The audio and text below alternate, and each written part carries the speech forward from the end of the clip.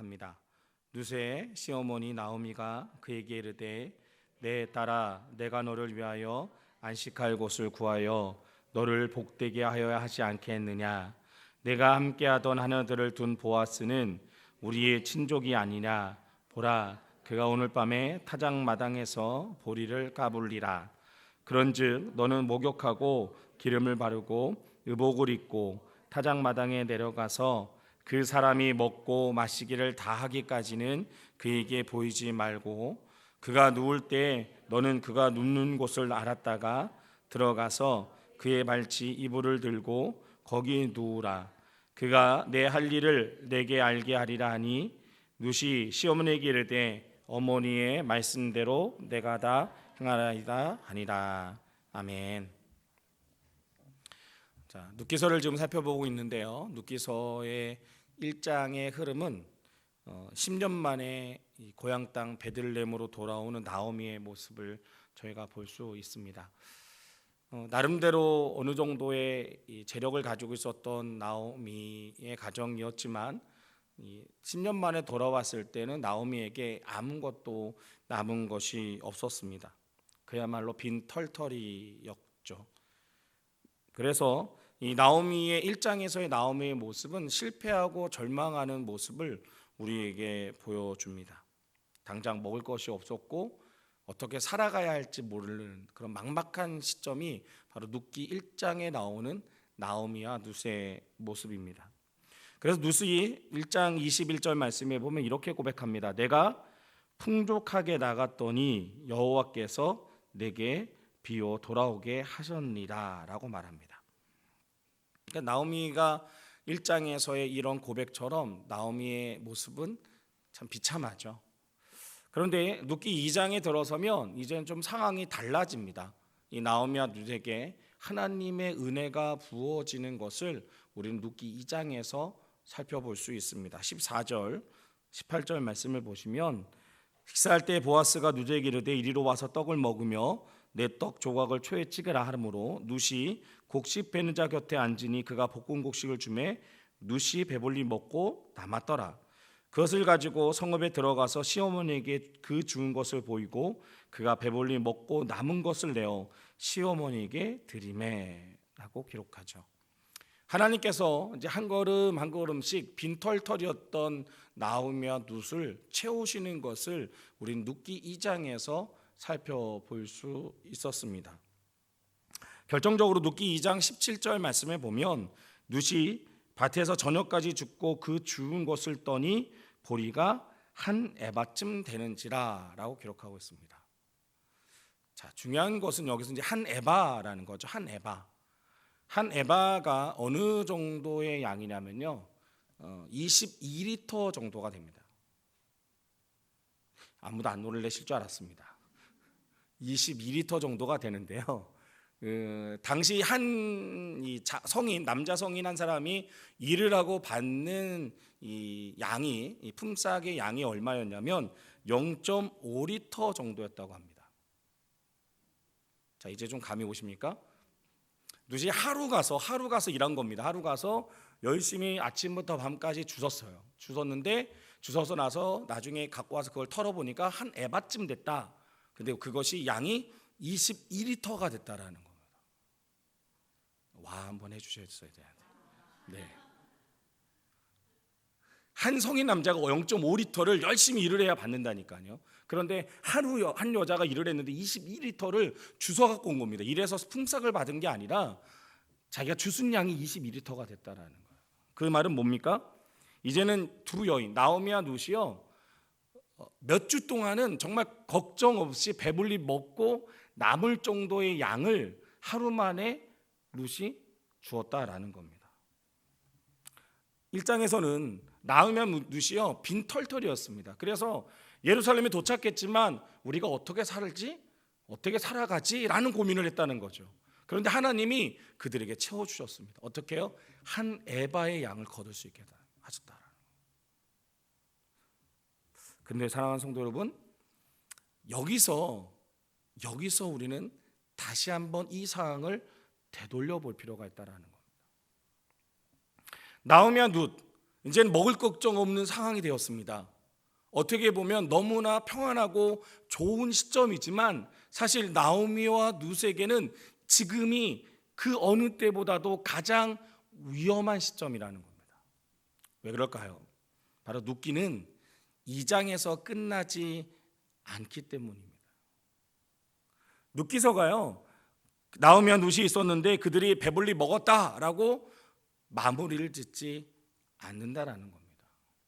다시 말하면 하나님의 계획은 룻과 나오미가 고향으로 돌아와서 한 에바쯤 되어지는 그 미리삭을 거둠으로 인해서 잘 먹고 잘 살았다, 그렇게 성경을 마무리하고 하나님의 계획이 거기까지가 아니었다라는 거죠.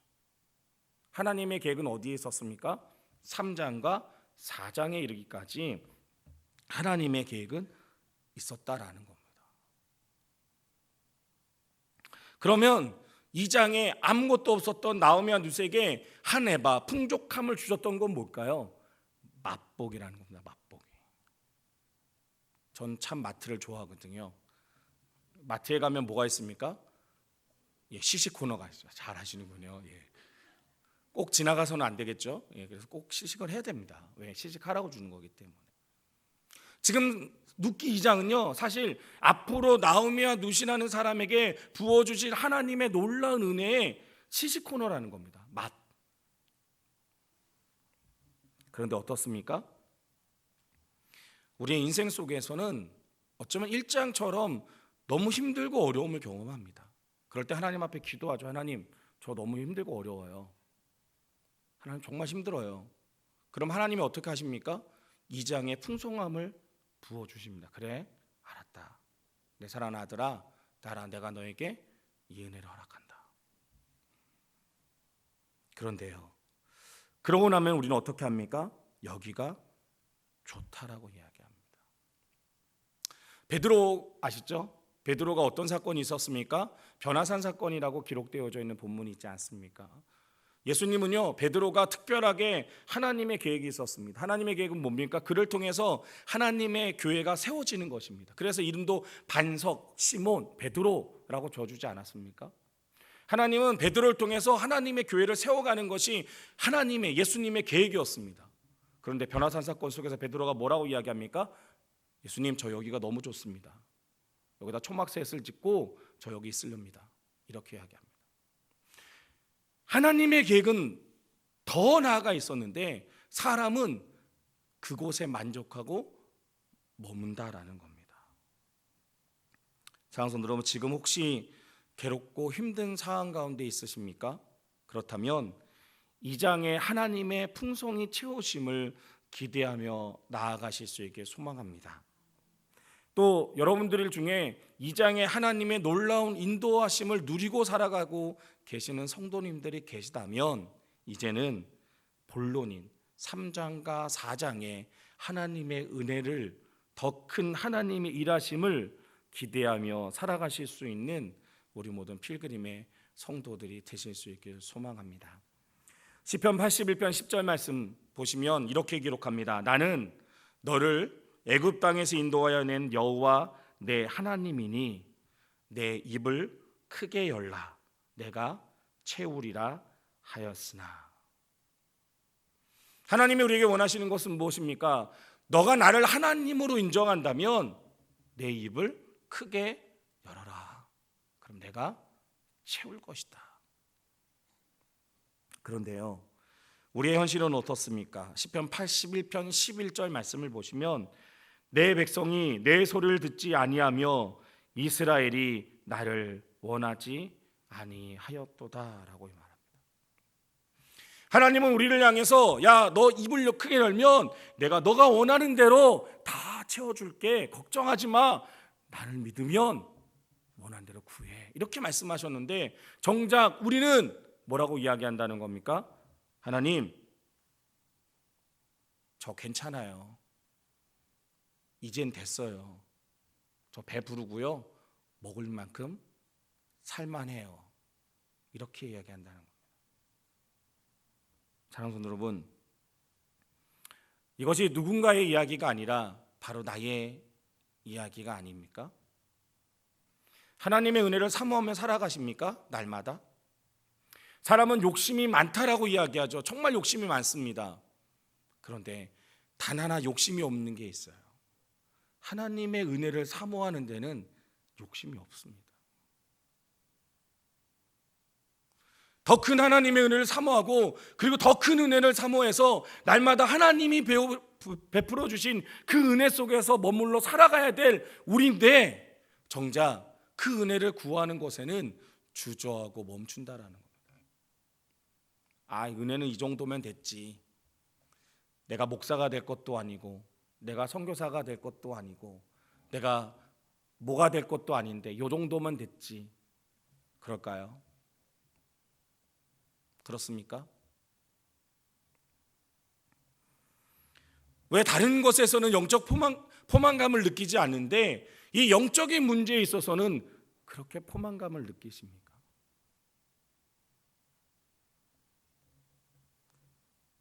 사랑하는 성도 여러분, 오늘 2장의 말씀을 잘 기억하실 수 있게 소망합니다.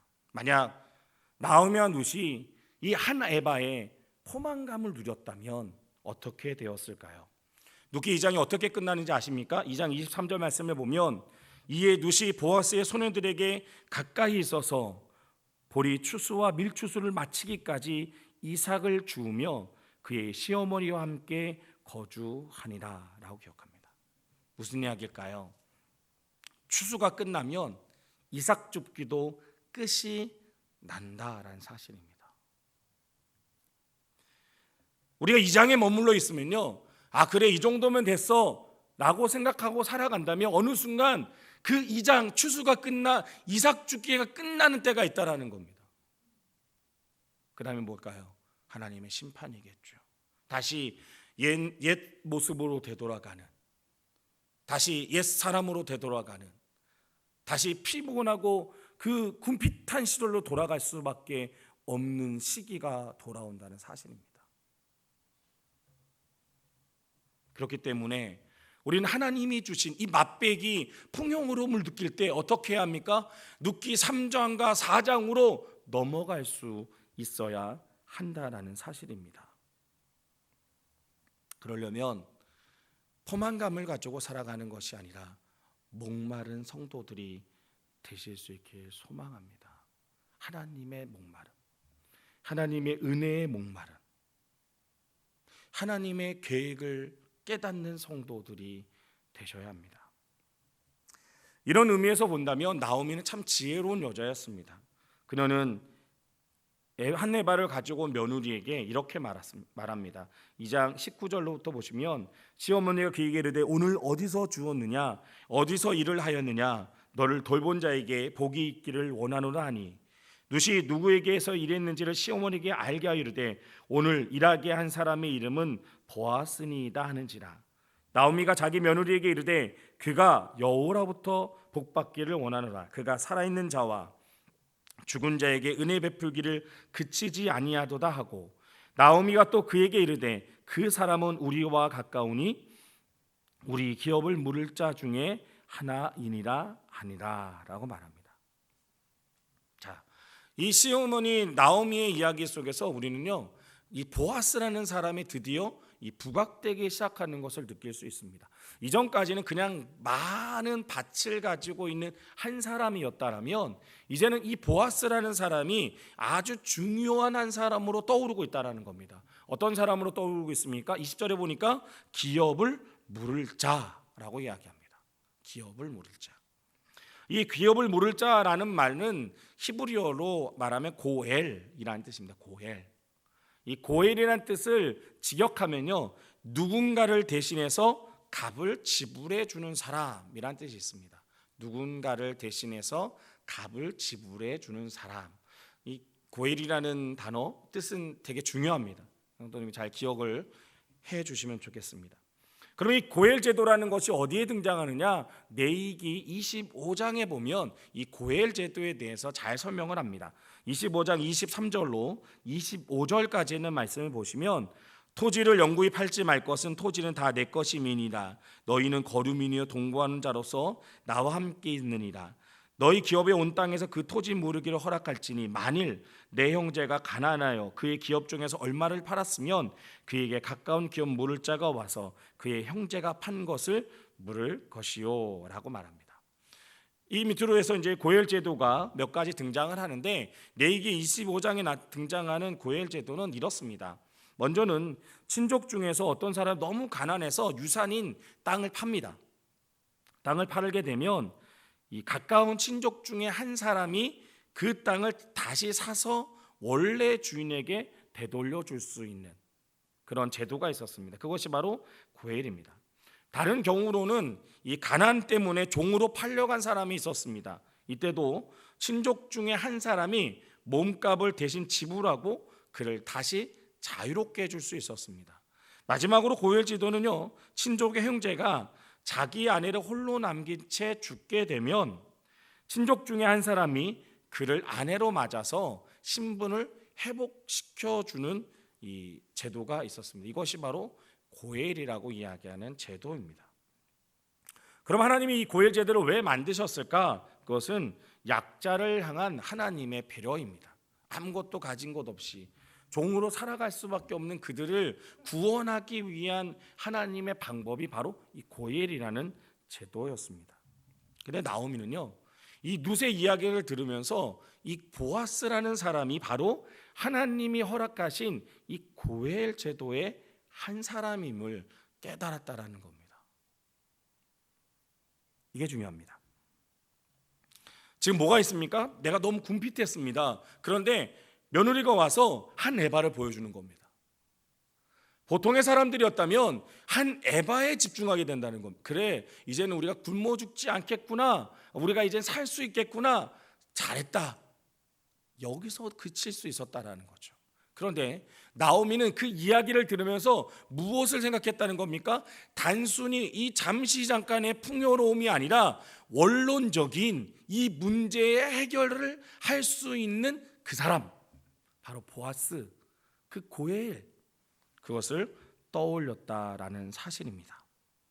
사랑하는 성도 여러분, 신앙은 현실을 바라보는 것이 아니라 하나님이 우리에게 주신 사명과 비전을 바라보며 나가는 것이 바로 신앙 생활입니다. 하나님은 분명한 것은요, 우리를 통해서 하나님이 이루고자 하는 일이 있다는 겁니다. 그렇지 않다면 굳이 이때 하나님이 저희를 부르실 필요가 없습니다. 다 죽을 때쯤 돼서 하나님 만나면 되죠. 근데 하나님이 우리를 지금 부르신 것은 하나님이 나를 통해서, 우리 가정을 통해서, 우리 교회를 통해서 분명히 이루고자 하는 그 뜻이 있다는 겁니다. 그러면 우리는 그 뜻을 바라보며 살아가야 합니다. 어떤 뜻을 가지고 계십니까? 어떤 하나님의 뜻을 발견하셨습니까? 나를 향한, 우리 가정을 향한, 우리 교회를 향한 하나님의 어떠한 꿈을 여러분들은 꾸고 계십니까? 혹시 나의 풍족함 때문에 하나님의 꿈을 잃어버리지는 않으셨습니까? 아, 좋아, 이 정도면 됐지, 아, 우리 가정 괜찮아. 하나님은 어디에 있으십니까? 사랑하는 성도 여러분, 신앙은 하나님이 우리에게 주시길 원하시는, 하나님이 우리를 통해 이루고자 하는 그 사명, 그 계획을 바라보며 나아가는 겁니다. 나오미는 하나님의 그 계획을 발견했습니다. 나오미가 하나님의 계획을 발견하자요, 맞아, 그의 모습이 바뀌기 시작합니다. 1장에서 그는 어떻게 합니까? 자신을 환영하는 고향 사람들에게 나를 이제 나오미라 부르지 말고 말하라 불러라고 말합니다. 그러니까 이 10년이나 세월 동안 얼마나 괴로웠는지 나를 괴로움이라 불러라, 슬픔이라 불러라 라고 말합니다. 그런데 이제 하나님의 이 비전, 고엘로 말미암아 하나님이 이루실 일들을 발견한 나오미는요, 아주 능동적으로, 역동적으로 바뀌는 것을 우리는 룻기서 3장 1절로 5절의 말씀을 통해 발견할 수 있습니다. 스스로 알아서 어떻게 하면 이 일이 이루어질 수 있을지를 고민하고 실천하는 우리의 모습을 발견할 수 있습니다. 사랑하는 성도 여러분, 오늘 이 밤에 여러분들이 하나님의 비전을 회복하실 수 있길 간절히 소망합니다.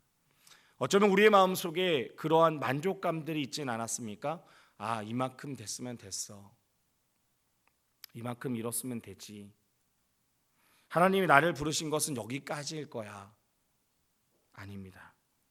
지금까지 내 삶을 지키시고 인도하신 하나님은 여전히 나를 통해 일하시길 원하신다라는 사실입니다. 오늘 이 밤에 다시 한번 하나님의 음성을 듣고 하나님이 나와 우리 가정, 우리 교회에 이루고자 하는 뜻이 무엇인지를 발견하실 수 있는 그런 필그림의 성도들이 되실 수 있길 소망합니다. 고해. 이 고해 사상이 왜 중요하냐면요, 이 고해 사상은 바로 예수 그리스도의 십자가 구속에 대한 예표이기 때문입니다. 고린도전서 6장 19절로 20절 말씀에 보면 너희 몸은 너희가 하나님께로부터 받은 바 너희 가운데 계신 성령의 전인 줄을 알지 못하느냐. 너희는 너희 자신의 것이 아니라 값으로 산 것이 되었으니 그런즉 너희 몸으로 하나님께 영광을 돌리라. 가난 때문에 자신을 종으로 팔아버려서 평생 종의 신분을 가지고 살아갈 수밖에 없는 나. 그러나 친족 중 한 사람이 돈을 대신 지불하고 그를 종의 신분에서 구해주는 것처럼 우리는 죄로 말미암아 하나님의 형상을 잃고 마귀의 종노릇을 하며 살아갈 수밖에 없는 나였습니다. 그러나 주님은 값을 지불하시고 이제는 우리를 다시 회복시켜 주셨다는 사실입니다. 주님의 피값으로, 대속의 사랑으로, 죽음의 절망적인 고통에서 우리를 건져내 주셨다라는 사실입니다. 그게 바로 고해, 십자가의 대속의 은혜입니다. 사랑하는 여러분, 하나님이 우리를 살리셨음을 늘 기억하며 살아가는 성도들이 되시길 소망합니다. 하나님이 예수님의 피값을 치르고 우리를 사셨는데 아무런 계획이 없으시겠냐는 거예요. 아무런 계획. 값 중에 가장 귀한 값을 치르신 거잖아요. 그런데 아무런 계획이 없으시네. 그냥 구원만 해놓고 너 알아서 살아라, 이렇게 하나님이 아니시라는 거죠. 건지신 것은요, 그 건지신 것은요, 단순히 건지신 게 아니라 회복시키신 것은 그냥 회복시킨 것이 아니라 분명한 하나님의 계획이 있다라는 겁니다. 그것을 깨닫는 성도들이 되실 수 있길 간절히 소망합니다. 또 하나 우리가 이 나오미를 통해서 살펴볼 수 있는 것은 궁극적으로 우리가 바라봐야 되는 것이 바로 하나님의 나라임을 발견할 수 있어야 합니다. 하나님이 룻을 통해서 부르신 목적은 단순히 룻을 잘 먹고 잘 살게 하기 위한 일이 아니었다라는 겁니다. 룻을 통해 어마어마한 계획을 이루길 원하셨습니다. 이 룻기가 기록되던 시대는 사사시대죠. 사사시대는 왕이 없어서 제 멋대로 살던 시대입니다. 그런 때 룻을 통해서 하나님은 다윗이라는 이스라엘의 왕이 태어나게 하셨습니다.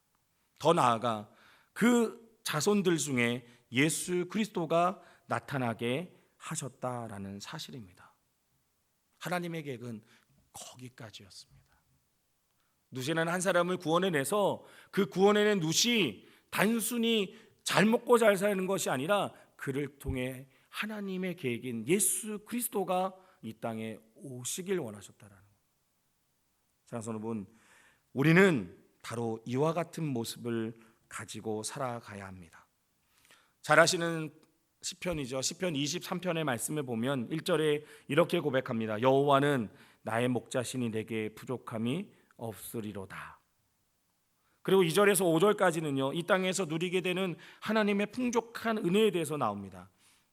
나를 푸른 풀밭으로 인도해 주시고 실만한 물거으로 인도해 주시며 때로 사망의 음침한 골짜기에 빠질지라도 주의 지팡이 위에 맞대기가 건져 주신다는 것이 너무 감사하다라는 고백들이 등장을 하죠. 그러나 사실 시편 23편의 가장 핵심적인 고백은 6절입니다. 그런데 6절을 아마 외우시는 분은 별로 없으실 겁니다. 항상 우리는 1절, 2절, 3절, 4절, 5절까지 기억하고 6절은 잘 기억하지 못합니다. 6절 기억하십니까? 한번 해볼까요? 뭐죠? 네, 그렇습니다. 6절은 내 평생의 선하심과 인자하심이 반드시 나를 따르니니 내가 여호와의 집에 영원히 살리로다. 아멘. 무슨 이야기인가요? 다윗은요, 하나님이 나의 목자가 되셔서 내가 이 땅에서 잘 살았습니다 라고 고백이 끝나는 게 아니라는 겁니다. 다윗은 뭘 바라봅니까? 여호와의 나라. 하나님, 저는 이제 하나님의 나라를 바라보며 나아갑니다. 사랑하는 여러분, 이 다윗의 고백이 이젠 여러분의 고백이 되실 수 있길 간절히 소망합니다. 예수님이 이 땅에 오신 목적은요, 단순히 병을 고쳐주시고 오병이어의 기적을 통해서 먹이시고 입히시는 것이 다가 아니었다라는 겁니다. 예수님이 이 땅에 오신 것은 우리의 영혼을 구하시기 위해서, 하나님의 나라를 이루시기 위해서 이 땅에 오셨습니다. 그렇다면 우리가 그 예수 그리스도를 믿고 살아간다면 이젠 우리도 그 하나님의 나라를 바라보며 살아가야 되지 않겠습니까? 이 땅에서 잘 먹고 잘 사는 것 중요합니다. 그러나 그것보다 더 중요한 것은 하나님의 계명과 하나님의 뜻이 이 땅에 드러나는 문제라는 겁니다. 하나님의 계획이, 하나님이 나를 통해 이루고자 하신 그 일들이 이루어지는 것이 우리 인생 속에 그 무엇보다 가장 소중한 일이라는 사실입니다.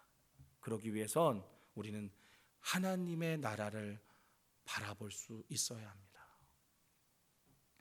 나를 향한 하나님의 계획이 무엇인지를 발견할 수 있어야 합니다. 고엘 대신 예수 그리스도의 그 은혜가 날마다 내 삶을 가득 채울 수 있어야 합니다. 아무것도 아닌, 정말 비천한 나, 죽어도 마땅한 나, 그 나를 구원하시기 위해 값을 치르신 예수 그리스도의 그 은혜가 내 삶을, 우리 가정을, 우리 교회를 이끌 수 있어야 한다는 사실입니다. 오늘 하루 얼마나 예수님을 떠올리며 사셨습니까? 오늘 하루 얼마나 하나님의 계획을 이루기 위해 살고 계셨습니까? 오늘 얼마나 하나님의 나라를 바라보며 그 나라가 이 땅에 이루어지길 위해 애쓰며 힘쓰며 사셨습니까? 이젠 그렇게 살아가는 우리의 모습이 되실 수 있길 소망합니다. 기도하겠습니다.